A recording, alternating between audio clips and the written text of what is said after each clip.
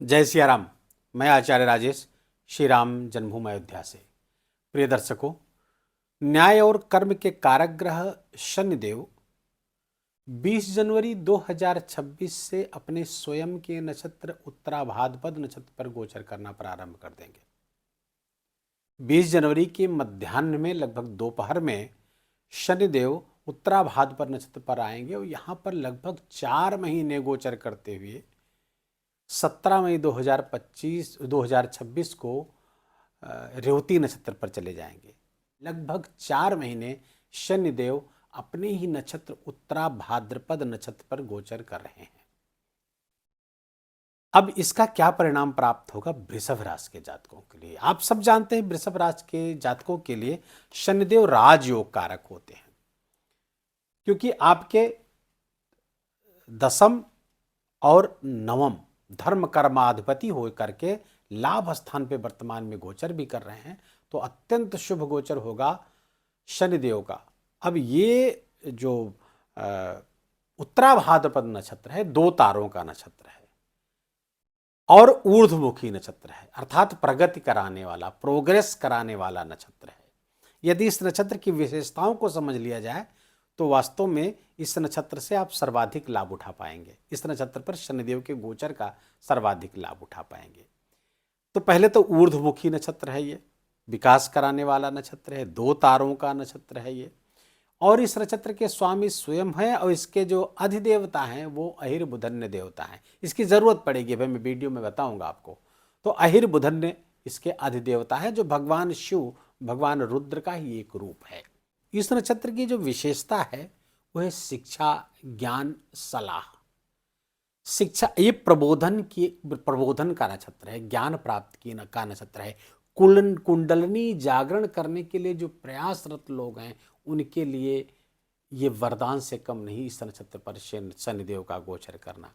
शनिदेव त्याग, तपस्या आदि के कारक हैं और कुंडलनी जागरण कराने वाले नक्षत्र पर गोचर कर रहे हैं, ये बहुत जबरदस्त है। दूसरा, इस नक्षत्र में सजग रहने का नक्षत्र है, अपने अलर्ट रहना। किसके प्रति अलर्ट रहना? अपने कर्मों के प्रति अलर्ट रहना। हमसे कोई गलत काम ना हो, पहली बात। दूसरा, सजगता होनी चाहिए कि हम आए हैं इस दुनिया में किस लिए, जाना कहाँ है, इस बारे में सतत याद रहना चाहिए। तो फिर इस नक्षत्र का आप सर्वाधिक लाभ उठा पाएंगे। और यदि कुंडली में शनि बुरा है तो फकीर की भांति भटकाने वाला है, इधर उधर निरर्थक आपको भटकाएगा भी, यदि कुंडली में शनि आपके अत्यधिक बुरा है तो।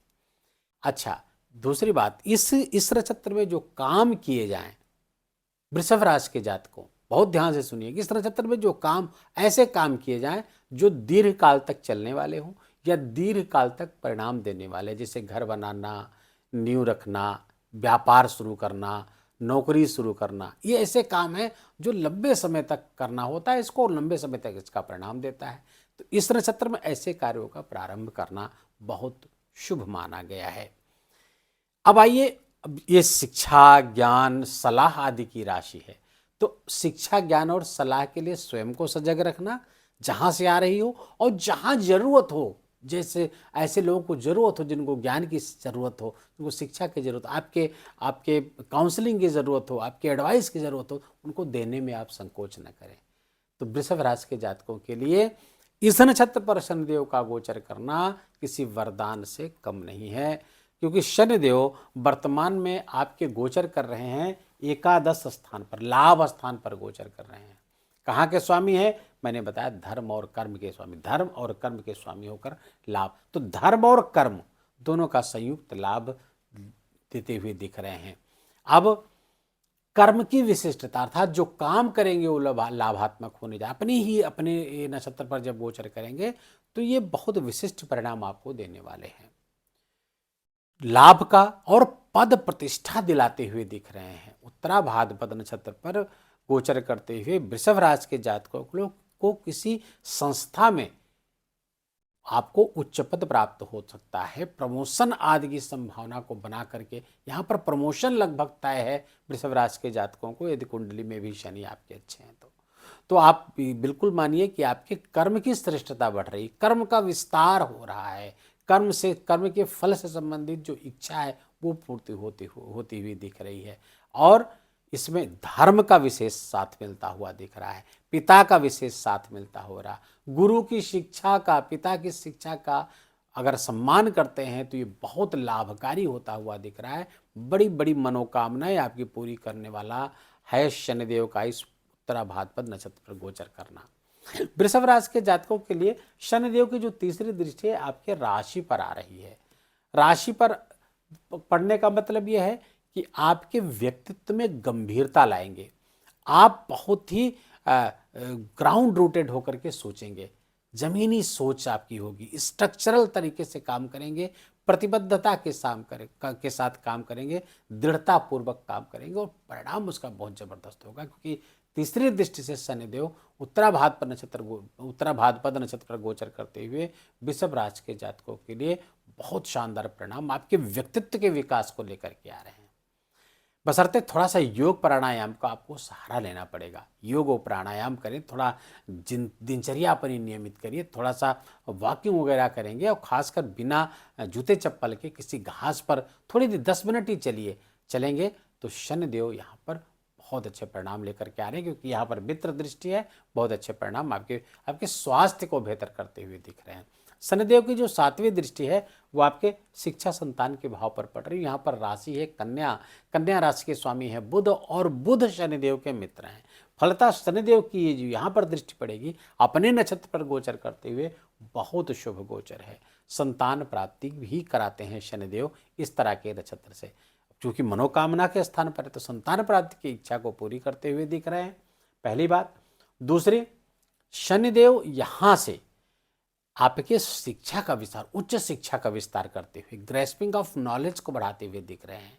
आप यदि अपने नॉलेज या पढ़ाई लिखाई में यदि अपने डिसिप्लिन लेकर के आए, शनिदेव डिसिप्लिन के भी कारक है, अनुशासन के कारक है, उसको लेकर के आते हैं तो शनिदेव आपको शिक्षा में, नॉलेज में बहुत उच्च स्तर पर ले जाकर खड़े कर देंगे। और किसी बड़ी शिक्षा के लिए आप उद्धत हो सकते हैं। इस बीच किसी बड़ी शिक्षा के लिए अगर प्रयास कर रहे हैं, मास्टर लेवल की शिक्षा या डॉक्टर लेवल की शिक्षा के लिए अगर आप प्रयास कर रहे हैं तो निस्संदेह शनिदेव इसमें आपकी बहुत मदद करने वाले हैं। तो शिक्षा संतान आदि के लिए बहुत अच्छा है। अच्छा, शनिदेव की जो दृष्टि 10वीं दृष्टि है आपके अष्टम स्थान पर आ रही है। 8वें स्थान पर शनिदेव की उपस्थिति, 8वें स्थान पर शनि की दृष्टि यूँ तो अच्छी नहीं मानी जाती, लेकिन यहाँ पर यह देखना होगा राशि कौन सी है। राशि है धनु राशि। धनु राशि के स्वामी होते हैं देवगुरु बृहस्पति, और देवगुरु बृहस्पति और शनि में नैसर्गिक रिलेशनशिप देखेंगे वो तटस्थ हैं, न्यूट्रल हैं।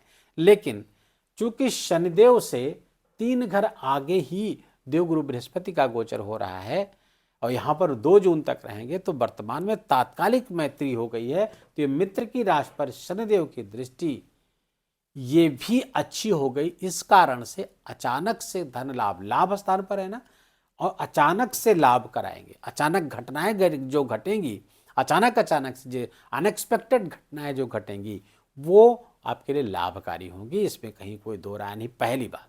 दूसरी बात, इस साधना तपस्या लाभकारी होगी आपकी। कोई अनुष्ठान करते हैं, कोई तप करते हैं, व्रत करते हैं, वो आपके लिए लाभकारी होता हुआ दिख रहा है।